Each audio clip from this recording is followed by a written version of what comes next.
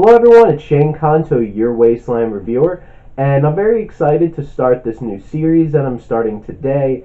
Now, my last series was on top 10 scenes in film, and then I did my second annual Wasteland Reviewer Awards and my Oscar pick, so check out those videos, but this new countdown is my top 10 favorite directors. And the first couple are ones that could be hit or miss for me, but when they do hit, they're some of my favorite films. And then we'll be getting to the ones where I'm just going to gush all over talking about how much I love their films. And I'm starting with number 10, which is Terry Gilliam. And Terry Gilliam is one of my favorite directors because one of the main reason I watch film is because it's like you can escape to a different place and see a whole different world and really transport you somewhere. And Terry Gilliam is a master of that. You always feel like, and honestly, you're not even sure if you're in reality or not. And that's such a big thing of taking you into another place. And a lot of his films thematically are about reality versus dreams or hallucinations or what's real and what's really happening in your life. Is this real, or is this some kind of fantasy or delusion? And that's such a big thing in all of his films, and it's really interesting in a lot of them. Now, I'm going to say some of his films, like The Brothers Grimm, which was his big studio film, or I'm not a huge fan of Fear and Loathing. I know a lot of people are. His most recent film, Zero Theorem, didn't really catch me, but a lot of his films really do. And going all the way back to his work with Monty Python, I love Monty Python, and what he's able to do with all the animation and his small roles, but also directing The Holy Grail and Meaning of Life, does such a fantastic job with hitting that humor and being able to bounce around the different things, which is such a big aspect of Monty Python, but keeping that through thread through everything, being able to make sure that you understand what's going on here and how this is going through. And he just does such a fantastic job of really bringing that comedy and bringing something so absurd to the screen, because Monty Python is absurd. It's absurd as comedy, it's dry, sarcastic British humor as well, and he's able to balance that so well. And I'm going to talk about 5 of his films in condensed form.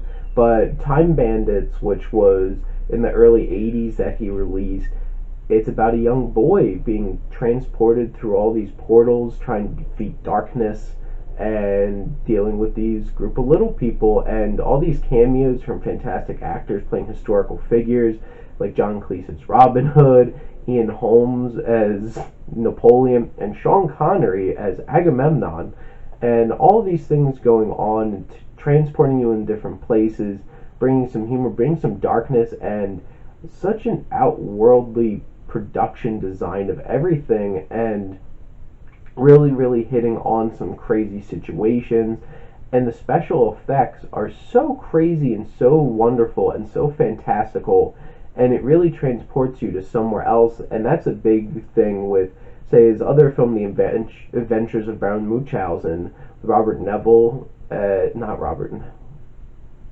Now I'm forgetting. I think it's John Neville.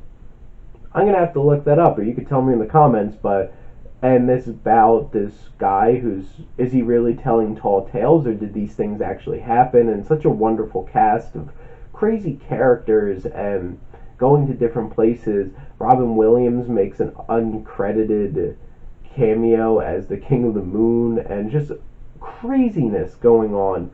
And all these wonderful things, and those 2 films really stick out together as these world-bouncing, crazy fantasy films.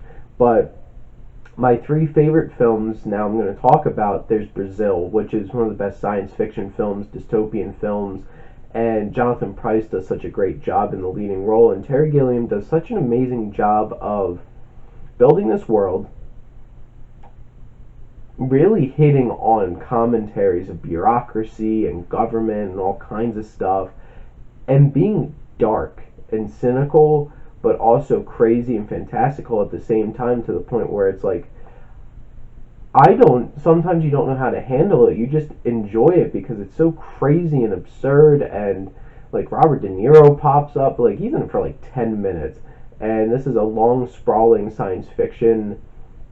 There's these fantasy dreamlike sequences, fighting giant metal samurais, and Jonathan Pryce flying through the sky, and just gorgeous and so interestingly put together.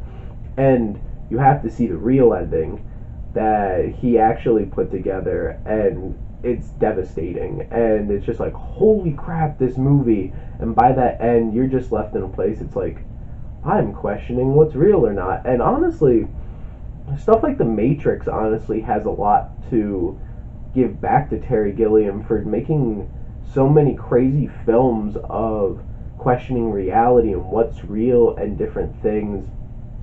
And it's really a big thing. And Brazil is so interesting with its wide variety of cast. Ian Holm does a great job, who pops up in a lot of Terry Gilliam films. Michael Palin from Monty Python has a very dark and sinister role, which you're not really used to with him from Monty Python, and it's very interesting. And he does such a great job bringing these crazy, over the top performances out of his actors, but they all fit in what he's trying to do. And then his probably most mainstream great film, like Brothers Grimm, was really weird and stuff like that. So is all of his films. Let's be real, all of his films are really weird. But then you have The Fisher King, which I absolutely loved. I remember watching this in cinema class in high school, and what he's able to do with bringing such emotion and emotional connection, which honestly, that's probably one of the things that you don't get a whole lot out of his films, is feeling a really emotional connection with some of his characters. But you really feel for Jeff Bridges and Robin Williams in this film, and they're terrific together. Robin Williams was so great in Terry Gilliam films, because he just goes in there all in and really takes it by the horns. And I was kind of disappointed that he didn't get really praised and win that Best Actor for The Fisher King, because Robin Williams was so amazing in this film. And the sequences that are like more for reality and is this real or not, the Red Knight in The Fisher King is frightening and beautiful all at the same time, and just gorgeous to watch. And the interactions, the performances that everyone gets out in this film is so perfect. And Terry Gilliam can get some great performances out of a lot of actors, and all around the cast in this film was great. If you haven't seen The Fisher King, I would highly suggest it, even if you're not super into weird movies. I showed it to my mom once, and she did really enjoy it, even though it is really out there. It's one of my weird movies. But then you have 12 Monkeys, which is a remake of La Jetée, which is a short, still photoed film.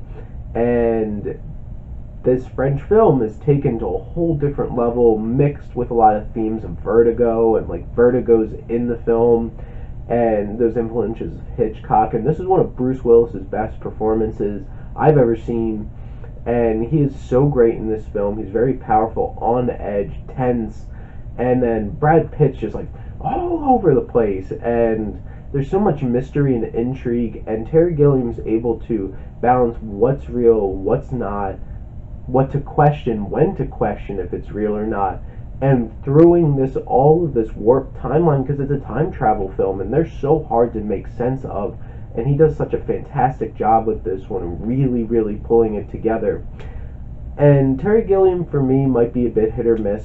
I'm really looking forward to The Man Who Killed Don Quixote coming out this year. So excited for that. Any film that comes out of his, I'm going to be excited for, but I am prepared that it might not click with me, or I might not click well with that film, and that's the thing. That's why Terry Gilliam's only 10 on my list, but from the films that I do love, I love them to death.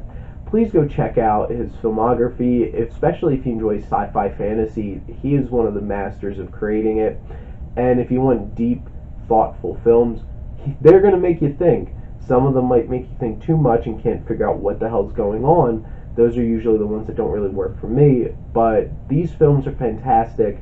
Go check some of them out, and keep tuning in each week to keep seeing my top 10 directors. thank you, and keep on supporting the Wasteland Reviewer.